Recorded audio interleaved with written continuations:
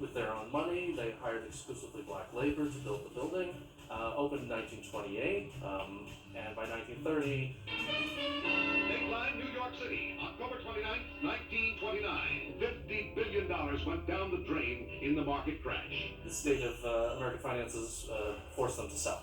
So it went from the Hotel Somerville and became the Dunbar Hotel, named after Paul Laurence Dunbar, the poet.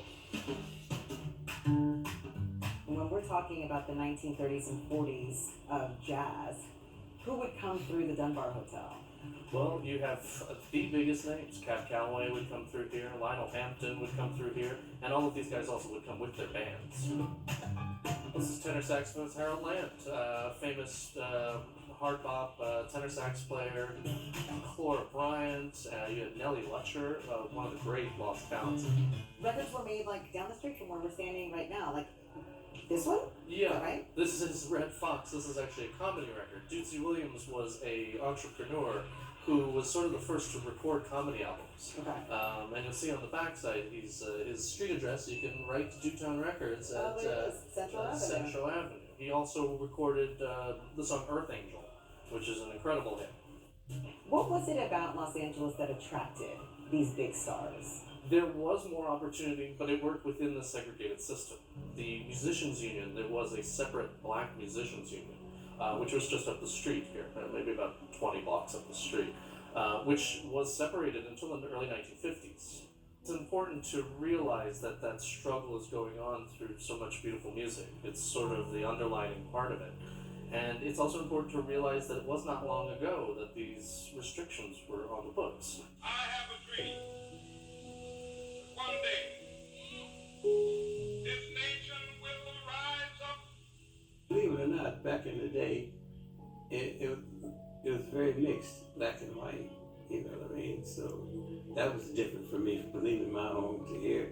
Knowing that my grandfather was living at a time and playing and being in situations that were tough and also like rewarding and beautiful yet sad is something that kind of carries with me.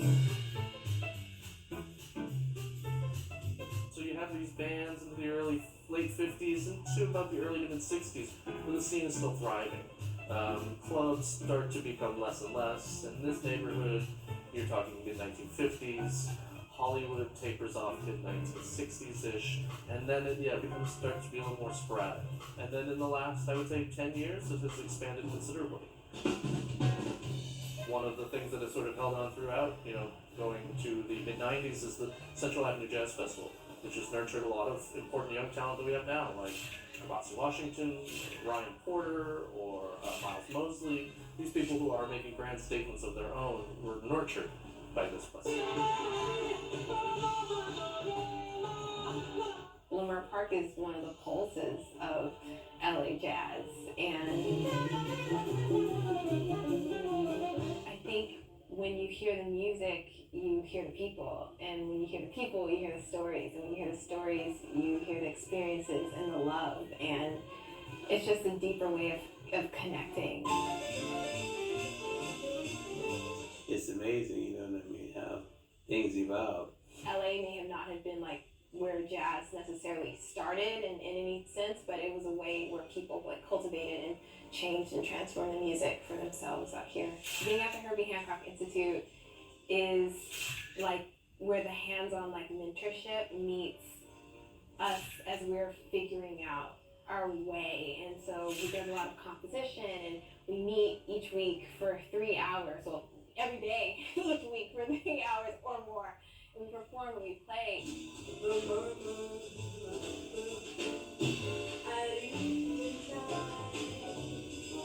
Every place has its own voice, so when it comes to LA, I feel like as a person who's from here now, like, it matters what we have to say. There's a lot of stuff happening in the city. However it does grow, I'm willing to accept and respect it for what it is, because it brought me so much. We have to make people listening grow as well. And remember that it's here. Yeah, exactly.